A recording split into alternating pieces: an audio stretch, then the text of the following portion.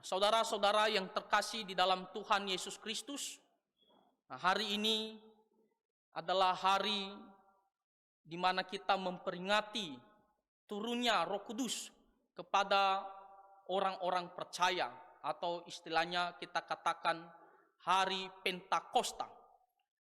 Hari Pentakosta di mana 50 hari setelah Tuhan Yesus bangkit dari antara kematian, 50 hari kemudian Roh Kudus diberikan kepada murid-murid. Dan kalau kita membaca di Kisah Para Rasul pasal 2, bagaimana kita melihat Roh Kudus turun kepada orang-orang percaya yang sedang berkumpul di Yerusalem pada saat itu. Dan kita melihat bagaimana Roh Kudus ini nantinya bekerja untuk memimpin, menolong, dan menyertai orang-orang percaya. Mungkin kita bertanya, saudara-saudara, apa pentingnya Roh Kudus ini diutus kepada kita orang-orang percaya? Apa pentingnya Roh Kudus turun kepada kita orang-orang percaya? Apa yang akan dilakukan Roh Kudus kepada kita dalam menjalani kehidupan kita sehari-hari sebagai orang-orang percaya? Inilah yang akan kita pelajari melalui kebenaran firman Tuhan di pagi hari ini. Kalau kita melihat tadi bacaan firman Tuhan di kitab Injil Yohanes pasal 14 ayatnya yang ke-16, di situ dikatakan, "Aku akan minta kepada Bapa dan Ia akan memberikan kepadamu seorang penolong yang lain supaya Ia menyertai kamu selama-lamanya." Tuhan Yesus Kristus, Dia hidup di dunia kurang lebih 33 tahun setengah. Ada 3 tahun setengah Dia melayani, dan Dia bersama-sama dengan murid-muridnya. Tetapi pada waktunya, ketika Tuhan Yesus Dia bangkit dari antara kematian, 40 hari Dia menunjukkan diri kepada murid-muridnya, dan saatnya di mana Tuhan Yesus akan meninggalkan para murid di dunia ini. Oleh karena itu, sebelum Tuhan Yesus meninggalkan murid-murid, Tuhan Yesus menjanjikan seorang atau pribadi yang lain yang akan menolong para murid atau orang-orang percaya. Dan pribadi ini di sini dikatakan adalah Roh Kudus. Roh Kudus di sini diutus oleh Bapa dan juga Anak. Kalau kita membaca di kitab Injil Yohanes pasal 14 ayatnya yang ke-26, di situ dikatakan bahwa Roh Kudus yang diutus oleh Bapa.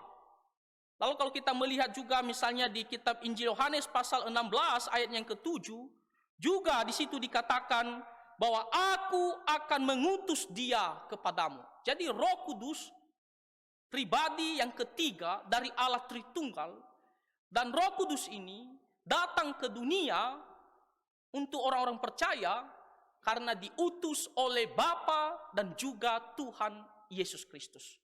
Nah, ini yang harus kita ketahui dulu, bahwa Roh Kudus diutus ke dunia ini oleh Bapa dan juga Tuhan Yesus Kristus.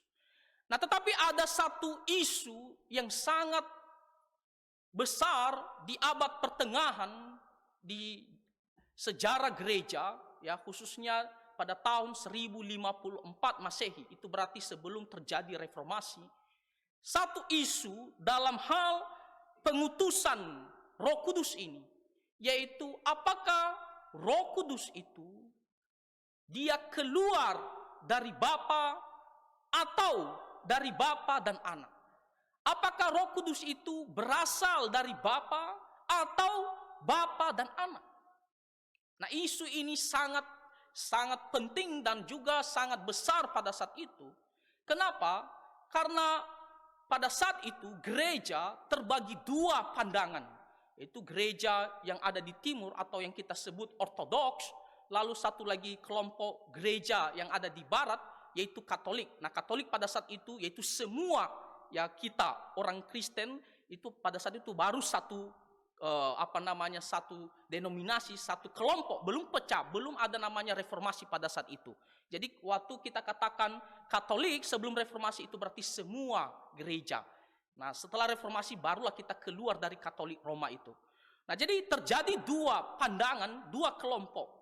Nah, pandangan yang pertama yaitu gereja yang di ortodoks atau timur, mereka mengatakan bahwa sesungguhnya firman Tuhan mengatakan Roh Kudus itu hanya keluar dari Bapa. Nah, itu firman Tuhan tadi mengatakan di kitab Injil 14, ya, Yohanes pasal 14, di situ ayat yang ke-26, di situ dikatakan ya, yang akan diutus oleh Bapa. Lalu ayatnya yang ke-16 di situ dikatakan dan ia akan memberikan kepadamu, yaitu Bapa yang akan memberikan kepada orang-orang percaya. Dan firman Tuhan mengatakan bahwa Roh Kudus itu keluar dari Bapa. Jadi orang-orang ortodoks mereka mengatakan sesungguhnya bahwa Roh Kudus itu hanya keluar ataupun berasal dari Bapa. Tujuannya apa?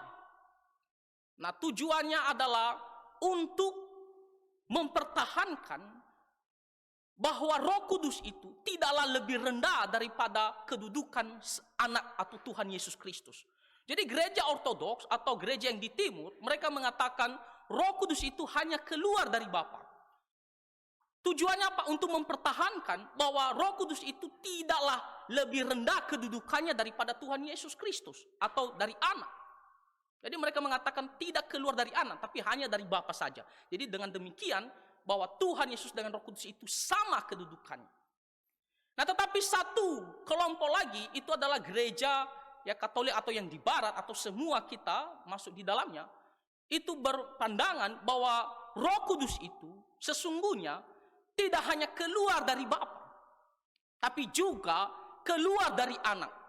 Atau istilahnya adalah filioque. Filioque artinya tidak hanya Bapa, tapi juga anak. Nah, kalau kita melihat pandangan ini, itu sudah dipegang oleh seperti Tertullianus, Agustinus, dan juga kalau kita melihat pengakuan iman Westminster, pasalnya yang kedua, ayat yang ketiga, di situ dikatakan bahwa memang Roh Kudus itu tidak hanya keluar dari Bapa, tapi keluar juga dari anak. Nah, apakah isu ini atau perkataan mengatakan Roh Kudus itu keluar dari Bapa dan juga anak, itu berarti merendahkan kedudukan Roh Kudus daripada Tuhan Yesus? Jawabannya tidak. Walaupun kita mengetahui ada 3 pribadi, tetapi hanya satu Allah, dan kita melihat bahwa Tuhan Yesus itu diperanakan dari Bapa sejak dari kekekalan. Lalu kita melihat juga Roh Kudus itu keluar dari Bapa dan juga anak. Itu bukan berarti dalam hal kedudukan atau hakikat itu ada perbedaan. Bukan berarti Bapa lebih tinggi hakikatnya daripada anak dan anak lebih tinggi hakikatnya daripada Roh Kudus. Tidak. Tetap memiliki hakikat yang sama, setara sebagai ilahi, maha kuasa dan juga kekal. Nah, jadi firman Tuhan memberitahu kepada kita bahwa Roh Kudus itu tidak hanya keluar dari Bapa, tetapi juga keluar dari anak tanpa merendahkan kedudukan daripada Roh Kudus. Karena hakikatnya dalam hal hakikat itu sama atau setara. Lalu apa buktinya bahwa Roh Kudus itu keluar dari Bapa dan juga anak?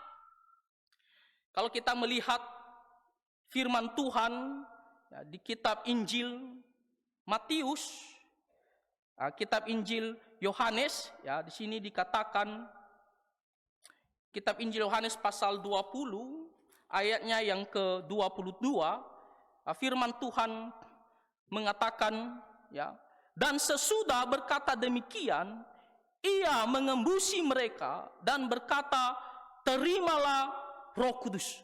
Nah, kalau kita melihat bagian firman Tuhan yang lain di Yohanes pasal 15 ayat 26, di situ dikatakan bahwa Roh Kudus itu keluar dari Bapa.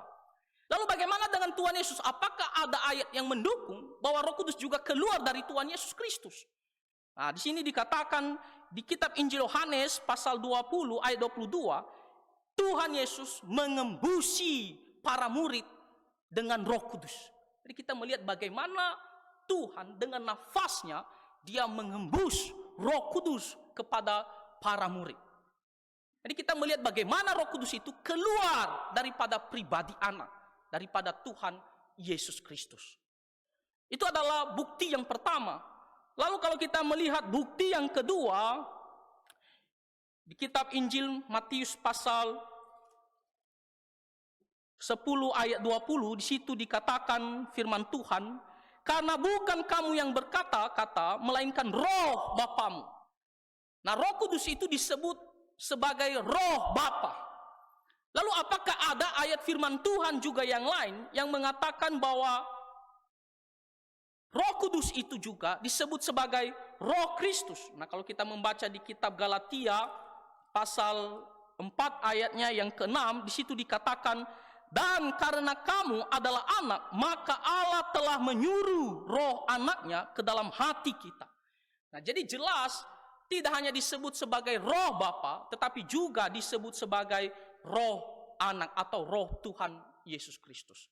Nah, saudara-saudara, ini penting kita harus ketahui isu ini karena ada suatu perdebatan yang sangat besar ya di abad pertengahan sejarah gereja, dan mungkin sampai saat ini isu ini sebenarnya masih ada, dan kita harus ketahui supaya kita tidak salah apa kata firman Tuhan.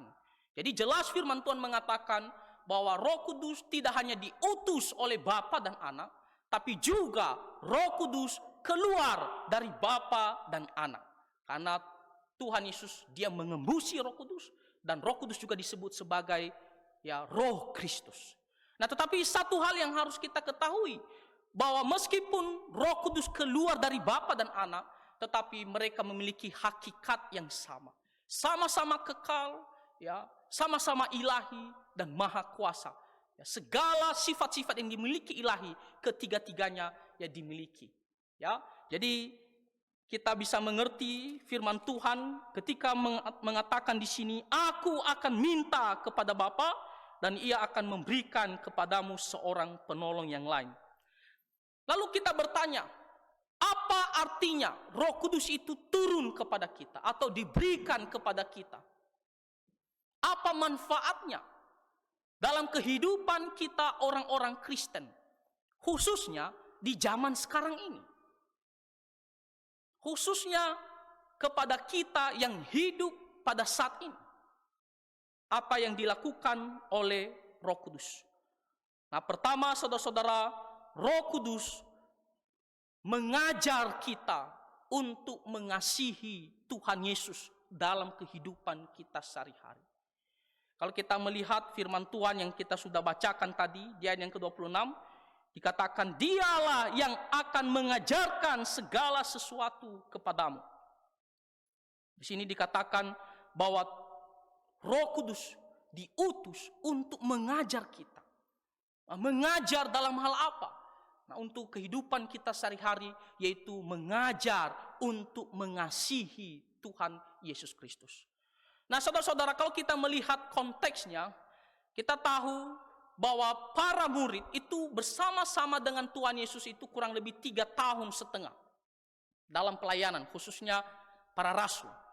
Dan mereka mengalami pembentukan, dan kita melihat ketika Tuhan Yesus dia bangkit dari antara orang mati, kita melihat para murid, mereka kembali lagi dalam pekerjaan yang lama mereka sebagai nelayan. Makanya Tuhan Yesus mengunjungi mereka lagi dan menguatkan mereka. Bahkan kepada Petrus, ya, Tuhan Yesus mengulang sebanyak 3 kali, apakah engkau mengasihi aku? Apakah engkau mengasihi aku? Nah, di sini kita melihat bagaimana Tuhan Yesus tidak meninggalkan mereka, dan akhirnya mereka hidup kembali lagi, ya, menurut keinginan mereka sendiri. Mereka tidak hidup untuk diri mereka sendiri. Tapi Tuhan Yesus mengutus pribadi yang lain, supaya apa? Supaya murid-murid ini, mereka tetap mengasihi Tuhan Yesus, meskipun Tuhan Yesus tidak bersama-sama dengan mereka. Bukan berarti Tuhan Yesus sudah terangkat ke sorga, lalu para murid hidup sesuka mereka. Hidup untuk diri mereka sendiri. Tidak. Tuhan mau supaya para murid ini mereka benar-benar dan terus hidup mengasihi Tuhan. Makanya Roh Kudus diberikan kepada mereka untuk mengajar mereka agar mereka mengasihi Tuhan dalam kehidupan mereka sehari-hari. Jadi bukan lagi diri mereka, tapi mereka memandang kepada Tuhan Yesus. Apa yang telah Tuhan Yesus telah lakukan kepada para murid, apa yang telah Tuhan Yesus ajarkan kepada mereka. Roh Kudus datang untuk mengajar mereka mengasihi Tuhan sepanjang hidup mereka. Lalu bagaimana caranya agar mereka mengasihi Tuhan? Apa peranan Roh Kudus dalam mengasihi Tuhan, dalam menolong kita untuk mengasihi Tuhan? Apa yang harus kita lakukan? Nah, di sini kalau kita membaca dalam konteksnya di Yohanes pasal 14 ayat 21, di situ firman Tuhan mengatakan, barang siapa memegang perintahku dan melakukannya, dialah yang mengasihi aku. Jadi para murid ya diberikan Roh Kudus untuk mengasihi Tuhan Yesus. Bagaimana caranya? Di sini dikatakan ayat yang ke-21, yaitu memegang perintah Tuhan dan melakukannya. Cara kita mengungkapkan perasaan kita mengasihi Tuhan Yesus, yaitu kita harus memegang dan melakukan perintah-perintah Tuhan Yesus Kristus. Tuhan Yesus telah mengajar para rasul kurang lebih 3 tahun setengah. Banyak hal yang disampaikan oleh Tuhan Yesus Kristus. Bagaimana supaya mereka ini bisa tetap mengasihi Tuhan? Roh Kudus menolong mereka agar mereka bisa tetap memegang dan melakukan kebenaran firman Tuhan. Apa salah satu perintah Tuhan kepada mereka?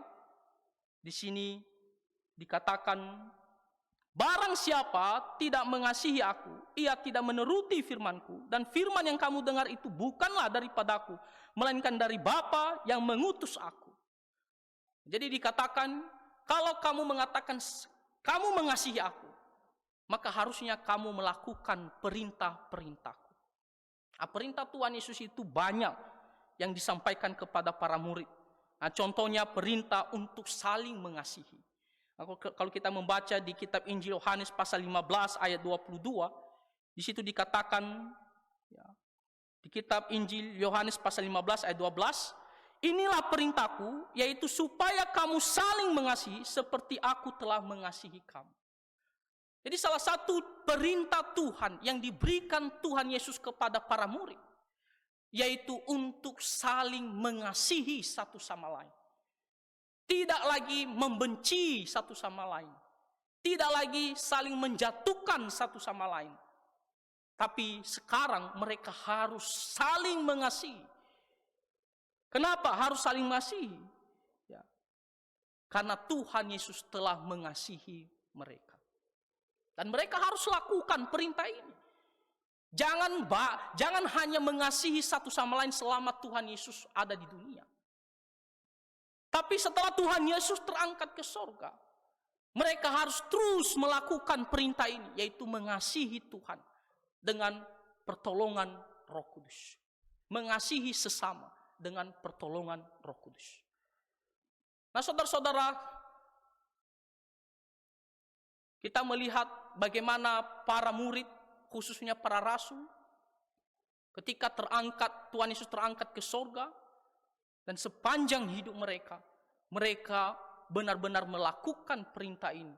Mereka benar-benar saling mengasihi, saling mendukung satu sama lain di dalam Tuhan Yesus Kristus. Nah, perintah ini bukan hanya kepada para rasul, tetapi kepada kita semua orang percaya. Jikalau kita mengasihi Tuhan, kita harus melakukan perintahnya ini, yaitu harus saling mengasihi. Meskipun kita sebagai jemaat Tuhan memiliki latar belakang yang berbeda-beda, status masyarakat yang berbeda-beda, suku yang berbeda-beda, Tapi kita adalah satu jemaat, satu umat Tuhan. Kita semua adalah anak-anak Tuhan. Satu roh di dalam Kristus. Maka kita harus juga melakukan perintah ini, yaitu mengasihi satu sama lain. Mengasihi itu berarti kita tidak berbuat jahat, tidak berbuat curang, tidak berbuat sesuka hati kita kepada orang lain. Kita harus melakukan sesuatu yang baik, yang tidak menyakiti orang lain. Di sini dikatakan kamu harus saling mengasihi. Bahkan ketika kita pun merasa tersakiti sekali karena kesalahan orang tersebut, maka kita tidak boleh menyimpan rasa dendam ataupun benci terus-menerus kepada sesama kita, orang percaya. Di sini dikatakan kamu harus mengasihi satu sama lain. Nah, Roh Kudus diberikan kepada kita untuk mengajar kita bagaimana kita melakukan perintah ini. Tentunya kita bisa mengasihi orang lain itu bukan karena kekuatan kita. Bukan karena kesadaran kita sendiri, kemauan kita sendiri. Karena kalau secara kedagingan, secara manusia, kita sulit untuk mengasihi orang lain. Sulit sekali. Kita itu hanya mementingkan diri kita sendiri. Apalagi kalau seseorang telah menyakiti kita. Sulit untuk memaafkan. Mungkin kita bilang maafkan, tapi sulit untuk kembali menjadi baik kepada orang tersebut. Kita menjaga jarak dan kita jauh-jauh dan kita tidak mau peduli terhadap dia. Kalau secara manusia kita sulit untuk melakukan perintah Tuhan ini. Tapi Roh Kudus diberikan kepada kita untuk mengajar kita. Untuk menerangi hati kita, untuk melembutkan hati kita. Agar kita mengasihi orang lain. Kadang-kadang ketika kita dalam situasi marah ataupun tidak suka sama seseorang, tapi ada suara dari hati kita mengatakan, ingat, kita ini adalah anak Tuhan. Kita ini adalah orang Kristen. Kita adalah sesama orang percaya. Ada suara dari hati kita yang menolong kita untuk bisa menerima, untuk bisa bermurah hati melakukan hal yang baik kepada orang lain. Jadi Roh Kudus itu sangat penting diutus ke dalam dunia ini. Pertama adalah untuk mengajar kita mengasihi Tuhan, yaitu mengasihi Tuhan dengan melakukan perintah-perintahnya. Dan salah satunya adalah perintah untuk mengasihi sesama kita orang percaya. Lalu apalagi contoh perintah-perintah Tuhan lain. Perintah Tuhan Yesus kepada para murid salah satunya adalah memberitakan Injil. Sebelum Tuhan Yesus terangkat, Tuhan Yesus ada memberikan amanat agung kepada para murid untuk pergi memberitakan Injil. Nah, ini adalah salah satu contoh atau bukti bahwa kita mengasihi Tuhan, kita melakukan perintahnya. Dan perintahnya pada saat itu kepada para murid yaitu memberitakan Injil. Mereka telah bersama-sama dengan Tuhan Yesus mendengarkan segala pengajaran. Dan sekarang waktunya mereka harus pergi keluar memberitakan tentang Tuhan Yesus. Dan kita tahu para murid, para rasul secara khususnya, bagaimana mereka gigih begitu kuat untuk pergi memberitakan Injil. Bahkan di antara para rasul, semua mati secara martir, kecuali Rasul Yohanes. Nah, kita melihat bagaimana mereka melakukan perintah Tuhan ini. Roh Kudus diberikan juga kepada kita. Bukan hanya untuk menolong, mengajar para murid melakukan perintah Tuhan ini. Pergi memberitakan Injil. Bukan hanya kepada para rasul, tetapi kepada kita semua orang percaya, termasuk kita saat ini. Kita juga harus pergi memberitakan Injil. Kadang-kadang diri kita sebagai manusia, kita mengatakan ngapain kita cari masalah. Kadang kita mengatakan demikian. Ngapain saya pergi beritakan Injil? Hanya mencari masalah sama orang. Hanya membuat perasaan orang tidak enak kepada kita. Waktu kita singgung tentang Tuhan Yesus, dia nantinya tidak enak sama kita. Kenapa kamu mau jadikan saya pengikut Tuhan Yesus? Kadang juga kita berpikir, ngapain kita cari masalah untuk diri kita sendiri, mencelakakan diri kita sendiri. Bisa saja kita di sana ditolak, dianiaya, ataupun lebih parah dari situ. Secara manusia, kita tidak bisa melakukan perintah Tuhan ini. Karena kita hanya mau diri kita ini aman. Kita selalu mencari aman. Tapi Roh Kudus akan menolong kita, mengajar kita untuk melakukan perintah Tuhan ini. Kadang-kadang kita merasa tak mau, tapi Roh Kudus bersuara dalam hati kita. Ceritakan tentang Tuhan Yesus kepada orang ini. Ceritakan. Misalnya ada keluarga kita yang belum percaya kepada Tuhan. Satu sisi kita tidak mau cari masalah sama dia. Tapi suara hati kita mengatakan, ini adalah kesempatan supaya dia bisa mendengarkan Injil dan percaya diselamatkan. Ada suara di dalam hati kita, sampaikan Injil kepadanya. Nah, jadi kita melihat bagaimana Roh Kudus juga mengajar kita untuk pergi memberitakan Injil. Lalu dalam hal apa lagi? Dalam hal beribadah. Nah, ini juga perintah Tuhan. Nah, kita dalam 6 hari mungkin sudah kerja begitu banyak dan melelahkan, capek. Lalu hari Minggu kita berpikir adalah waktunya untuk istirahat, tidur 1 hari, ataupun terlambat siang nanti jam 1. Secara kedagingan kita malas untuk pergi beribadah. Tapi dengan pertolongan Roh Kudus selalu mengajar kita.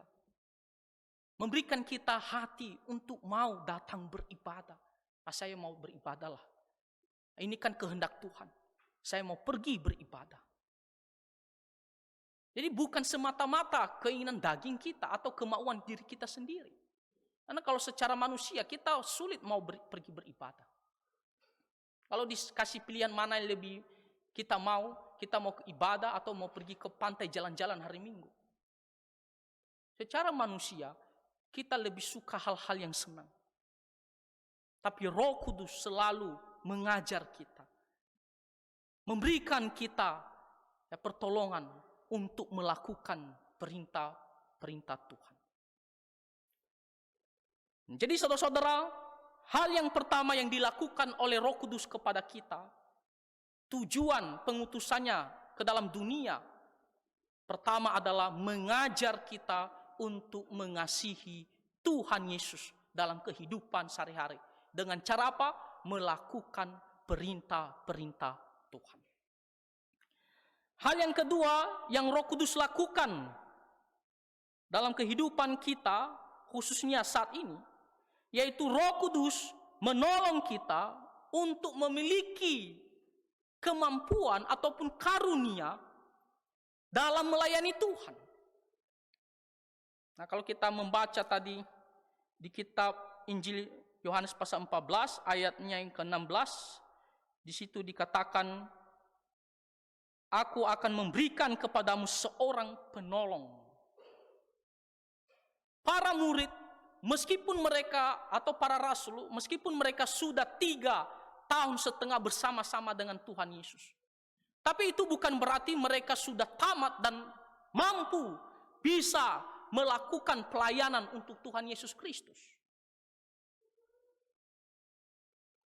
Sedangkan Tuhan Yesus sudah terangkat ke sorga. Bagaimana mereka bisa nantinya memiliki kemampuan, memiliki karunia untuk melayani Tuhan Yesus? Roh Kudus diutus kepada para rasul, para murid pada saat itu, supaya mereka memiliki sebuah kemampuan ataupun karunia dalam melayani Tuhan Yesus Kristus. Kita melihat bagaimana para murid, para rasul pada saat itu, ketika Roh Kudus turun ke atas mereka, dan mereka memiliki banyak karunia yang bermacam-macam. Ada karunia untuk memberitakan Injil, ada karunia untuk mengajar, ada karunia untuk menyembuhkan pada saat itu, berbahasa lidah pada saat itu. Semuanya tujuannya adalah untuk melayani Tuhan. Roh Kudus tidak hanya memberikan kemampuan atau karunia ini kepada para rasul, tetapi kepada kita juga, orang-orang percaya, termasuk kita saat ini. Dia memberikan kita kemampuan atau sebuah karunia untuk melayani Tuhan. Jadi tidak ada orang Kristen mengatakan saya tidak bisa melayani Tuhan. Saya tidak punya karunia untuk melayani Tuhan. Firman Tuhan mengatakan bahwa semua orang-orang percaya diberikan karunia. Walaupun karunia berbeda-beda, tapi ada karunia, kemampuan supaya kita bisa pakai untuk melayani Tuhan. Kalau kita melihat di kitab Roma pasal 12, Roma pasal 12 ayatnya yang ke-7 sampai 8, di situ diberitahukan karunia-karunia apa saja yang diberikan kepada orang-orang Kristen. Karunia melayani, karunia mengajar, karunia menasihati, berbagi kepada orang lain, memberi pimpinan atau memimpin, karunia untuk bermurah hati, dan lain-lain.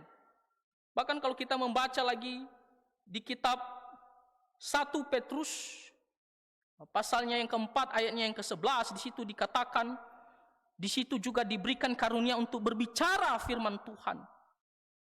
Diberikan karunia untuk melayani satu sama lain. Banyak karunia-karunia yang diberikan oleh Tuhan. Dan kita semuanya memiliki suatu kemampuan atau karunia tertentu yang bisa kita pakai untuk melayani Tuhan. Roh Kudus diutus untuk menolong kita, agar kita punya sebuah kemampuan, sesuatu yang kita bisa persembahkan, kita pakai untuk kemuliaan nama Tuhan.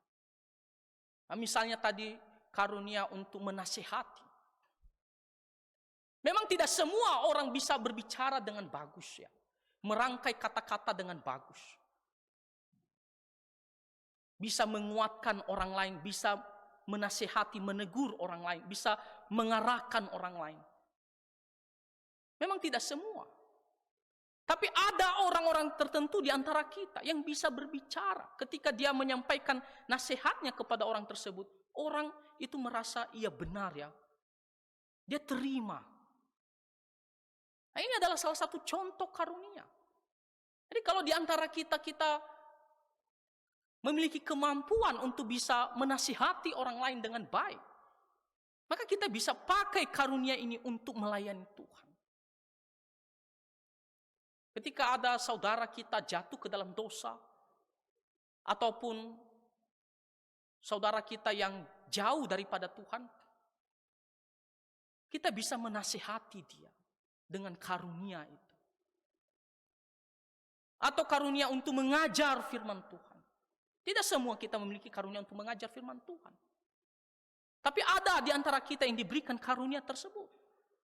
Bisa menjelaskan firman Tuhan dengan bagus, dengan jelas dan benar, sehingga jemaat Tuhan merasa, wah, jelas sekali apa yang disampaikan firman Tuhan itu. Tidak bertele-tele, tidak putar kemana-mana. Jelas apa yang disampaikan. Atau misalnya karunia untuk memuji Tuhan. Kita juga punya karunia untuk bisa memuji Tuhan. Tidak semua juga orang memiliki suara yang bagus untuk bernyanyi, tidak semua.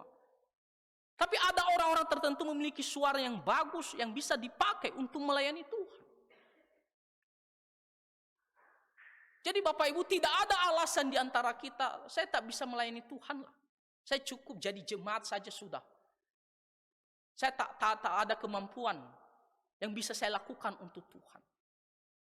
Tidak, semua kita punya karunia. Bahkan ketika kita mau mengajak orang lain. Kita adalah orang yang bisa mengajak, meyakinkan orang lain untuk datang, untuk ikut. Itu juga karunia. Kita bisa pakai untuk mengajak orang lain datang ke gereja, datang beribadah. Ataupun dalam hal memuji Tuhan, kita pakai karunia itu bukan untuk diri kita, tapi untuk melayani Tuhan. Saudara-saudara, memang kita sekarang ini tidak diberikan karunia-karunia tertentu seperti yang dimiliki para rasul. Ada karunia-karunia yang dimiliki para rasul pada saat itu yang tidak diberikan lagi kepada kita sekarang ini. Misalnya apa? Karunia melakukan mujizat. Para rasul pada saat itu mereka bisa membangkitkan orang mati, bisa menyembuhkan orang yang lumpuh, orang yang sakit, yang cacat, melakukan hal-hal yang supernatural. Bahkan mereka bisa berbahasa lidah, bahasa suatu negara lain, bahasa asing suatu negara lain, yang tanpa dipelajari, tanpa diketahui sebelumnya, tapi mereka bisa berbahasa tersebut karena karunia daripada Roh Kudus. Nah, untuk karunia-karunia ini memang tidak diberikan lagi kepada kita sekarang ini. Meskipun banyak yang mengklaim di luar sana, Tuhan masih bekerja, mujizat masih ada. Itu tidak ada. Nah, tidak ada karunia seperti menyembuhkan orang mati lalu orang cacat bisa pulih kembali. Atau berbahasa lidah. Kenapa harus dihentikan bahasa lidah? Bahasa lidah itu adalah karunia yang terus diberikan sepanjang gereja, sepanjang sejarah orang-orang Kristen. Itu tidak lagi diberikan. Dan terbukti memang faktanya sekarang tidak ada lagi bahasa lidah seperti yang diajarkan oleh Alkitab. Kalau bahasa lidah ya karang-karangan mereka ya pasti ada. Tapi sesuai dengan firman Tuhan itu tidak ada lagi. Nah, untuk karunia-karunia ini memang tidak diberikan lagi kepada kita. Tapi Roh Kudus masih memberikan kita karunia-karunia tertentu yang bisa kita lakukan untuk saling membangun, untuk melayani Tuhan Yesus Kristus. Tadi saya sudah katakan contohnya dalam hal memuji Tuhan, main musik, menasihati, mengajar, mengajak orang. Itu adalah karunia-karunia yang diberikan oleh Roh Kudus. Jadi saudara-saudara, hal ini mengajarkan kita. Mari kita lihat dalam diri kita. Apa yang bisa saya lakukan untuk Tuhan? Kemampuan apa, karunia apa yang ada pada diri saya yang bisa saya lakukan untuk Tuhan? Roh Kudus memberikan kita karunia itu. Dan Roh Kudus akan menolong kita untuk bisa memakai karunia itu untuk pelayanan Tuhan. Walaupun kita merasa, tapi saya takut loh. Saya memang bisa seperti begini. Contohnya ada kesaksian seorang pemuda, dia bisa main musik main piano. Tapi untuk main piano di gereja, dia awalnya merasa, aduh aku takut lah, saya takut salah, saya tak bisa kayaknya. Tapi Roh Kudus menolong dia, sehingga pada akhirnya dia bisa memainkan musik, pujian untuk Tuhan Yesus Kristus. Jadi Roh Kudus memberikan kita karunia, dan Roh Kudus juga menolong kita untuk menggunakan karunia itu dalam melayani Tuhan. Jadi saudara-saudara, mari kita lihat dalam diri kita. Yang melayani itu bukan hanya para hamba Tuhan. Bukan hanya para staf. Bukan hanya para badan pekerja. Tapi semua kita orang Kristen. Untuk saat ini secara khususnya, kita semua bisa melayani Tuhan. Karena Roh Kudus telah diutus kepada kita untuk memberikan karunia dan sekaligus menolong kita dalam menggunakan karunia itu untuk melayani Tuhan. Jadi saudara-saudara, itu adalah yang dilakukan oleh Roh Kudus, tujuan pengutusannya ke dalam dunia, khususnya pada saat kita ini, yaitu untuk menolong kita, memberikan kita karunia dan memakai karunia itu untuk melayani Tuhan. Hal yang terakhir yang dilakukan Roh Kudus, tujuan kedatangannya kepada kita, orang-orang Kristen, yaitu Roh Kudus mengingatkan kita akan kebenaran firman Tuhan. Kalau kita membaca tadi di kitab Injil Yohanes pasal 14, ayatnya yang ke-26, di situ dia katakan, dan akan mengingatkan kamu akan semua yang telah kukatakan kepadamu. Secara konteks kepada para rasul pada saat itu, Tuhan itu sudah menyampaikan banyak sekali ajaran. Kita bisa membaca di kitab Injil, 4 kitab Injil. Banyak sekali ajaran yang telah disampaikan oleh Tuhan Yesus. Dan tentunya secara manusia, untuk mengingat semuanya itu akan sulit. Bahkan untuk melakukannya juga itu akan sulit. Para rasul tidak akan mampu mengingat semua ajaran firman Tuhan itu, ajaran Tuhan Yesus, dan melakukannya, tidak akan mampu. Maka harus ada seseorang atau pribadi lain yang diutus untuk menolong kita, mengingatkan semua ajaran Tuhan Yesus itu. Mengingatkan mereka ajaran kebenaran firman Tuhan. Dan kita tahu bagaimana para rasul akhirnya dengan pertolongan Roh Kudus mereka mengingat semua ajaran firman Tuhan ini. Bahkan mereka menulis firman Tuhan ini yang disebut kitab Injil dan mengajarkannya kepada banyak orang. Dan tidak hanya itu, mereka juga melakukannya sesuai dengan kebenaran firman Tuhan. Nah, Roh Kudus juga diberikan kepada kita sekarang ini untuk menolong kita mengingat semua ajaran kebenaran firman Tuhan. Kadang-kadang kita sebagai manusia suka lupa. Kita ini suka lupa atau suka mengabaikan. Tapi Roh Kudus diberikan untuk menyadarkan kita, mengingatkan kita akan kebenaran firman Tuhan. Terutama dalam menghadapi godaan. Ketika ada suatu godaan yang membuat kita bisa jatuh ke dalam dosa, Roh Kudus juga akan menolong kita, mengingatkan kita akan firman Tuhan. Apa yang menjadi kehendak Tuhan. Misalnya dalam hal beribadah. Godaan untuk tidak datang beribadah itu ada. Tapi Roh Kudus mengingatkan kita ajaran Tuhan, ajaran kebenaran, bahwa kita orang Kristen harus pergi beribadah. Atau mungkin kita jatuh ke dalam dosa. Kita melakukan sesuatu yang bertentangan daripada firman Tuhan. Secara manusia kita tidak bisa sadar dengan sendiri. Kita tidak bisa bangkit dengan sendiri. Manusia kita ini dipenuhi rasa tidak mau tahu apa-apa atau rasa seolah-olah tidak bersalah. Tapi Roh Kudus ketika kita jatuh ke dalam dosa, Dia akan mengingatkan kita, menyadarkan kita, kamu telah berdosa. Kamu telah salah. Kamu harus tinggalkan dosa kamu itu. Kamu harus kembali kepada ajaran kebenaran firman Tuhan. Karena kita manusia suka mengabaikan ataupun lupa. Tapi ketika kita menghadapi godaan, ataupun sekalipun kita jatuh ke dalam dosa, Roh Kudus diberikan untuk selalu menyadarkan kita. Makanya ketika kita ada berbuat dosa, saya rasa Bapak Ibu semua merasakannya. Ada suara dalam hati kita, kamu telah berdosa. Dan kita mengatakan, aduh kenapa saya harus lakukan ini? Kenapa tadi saya lakukan ini? Ada suatu penyesalan. Ada suatu kesadaran, saya telah bersalah, saya telah berdosa. Dan saya mau tinggalkan hal ini. Nah itu adalah pekerjaan Roh Kudus, saudara-saudara. Nah, tidak hanya dalam hal menghadapi godaan ataupun jatuh ke dalam dosa. Roh Kudus juga akan menolong kita mengingatkan semua ajaran kebenaran firman Tuhan agar kita tidak sesat. Nah, kita tahu banyak sekali ajaran-ajaran sesat khususnya di zaman sekarang ini. Ajaran-ajaran palsu yang mengatasnamakan gereja, mengatasnamakan Tuhan Yesus. Tapi sesungguhnya bukan lagi ajaran Alkitab yang diajarkan. Ada yang mengatakan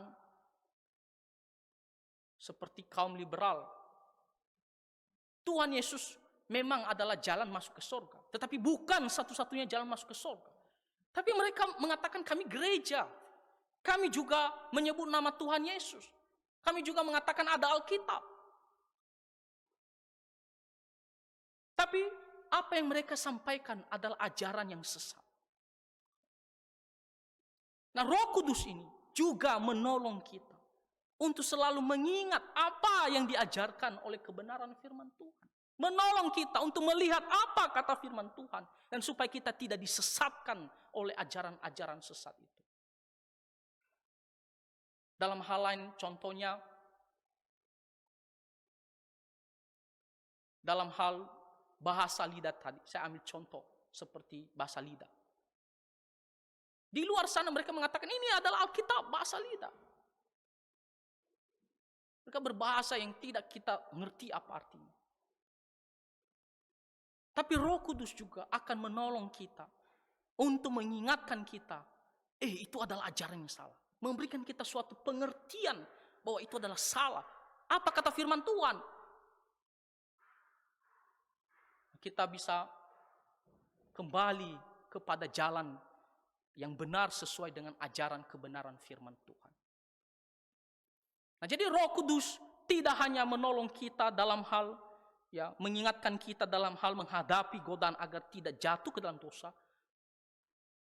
Bahkan pada saat kita jatuh juga Roh Kudus menyadarkan kita untuk bertobat, dan juga Roh Kudus juga mengingatkan kita agar kita tidak sesat, agar kita tidak gampang mengikuti ajaran sesat, tapi selalu memberikan kita suatu kesadaran, hati-hati, mengingatkan kita apa yang disampaikan oleh firman Tuhan, dan itulah yang harus kita pegang, itu yang harus kita ikuti. Nah, jadi saudara-saudara, apa yang kita pelajari dari kedatangan Roh Kudus ini? Di hari Pentakosta ini, kita sangat bersuka cita karena kita mengingat bagaimana Tuhan Yesus terangkat ke surga, namun Tuhan memberikan seorang penolong yang lain bagi kita selama kita hidup di dunia ini, yaitu Roh Kudus. Dan apa yang dilakukan Roh Kudus kepada kita, khususnya untuk kita saat ini. Yang pertama, Roh Kudus mengajar kita untuk mengasihi Tuhan dalam kehidupan sehari-hari, yaitu dengan melakukan perintah-perintah Tuhan. Yang kedua, Roh Kudus memberikan kita karunia dan menolong kita untuk melayani Tuhan. Kita semua punya karunia ini, dan Roh Kudus akan menolong kita asalkan kita mau memberikan diri kita, memakai karunia itu untuk melayani Tuhan. Roh Kudus akan menolong kita. Yang ketiga, Roh Kudus akan mengingatkan kita akan ajaran kebenaran firman Tuhan.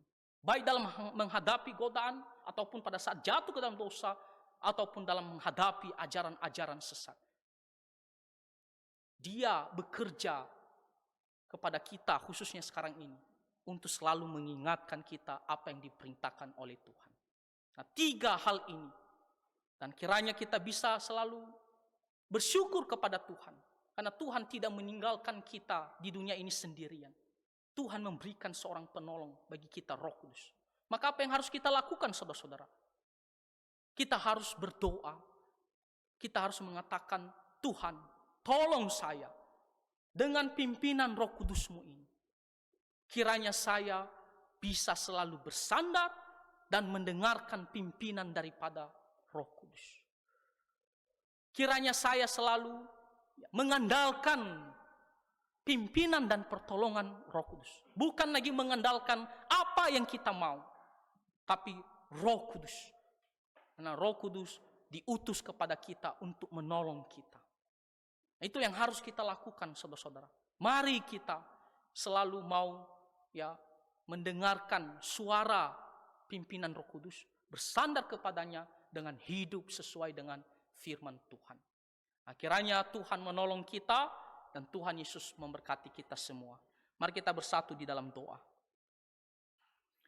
Bapa kami yang ada di surga, kami sungguh bersyukur untuk pengutusan Roh Kudus ke dalam dunia ini.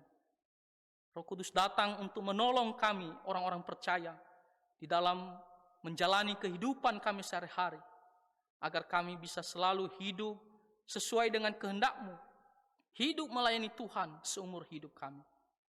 Tolonglah kami ya Tuhan, supaya kami memiliki hati mau mendengar pimpinan dan tuntunan daripada Roh Kudus sesuai dengan firman Tuhan. Dan supaya kami bisa hidup sesuai dengan kehendak-Mu seumur hidup kami. Terima kasih ya Tuhan, dengarkanlah doa kami. Di dalam nama Tuhan Yesus Kristus kami berdoa. Amin.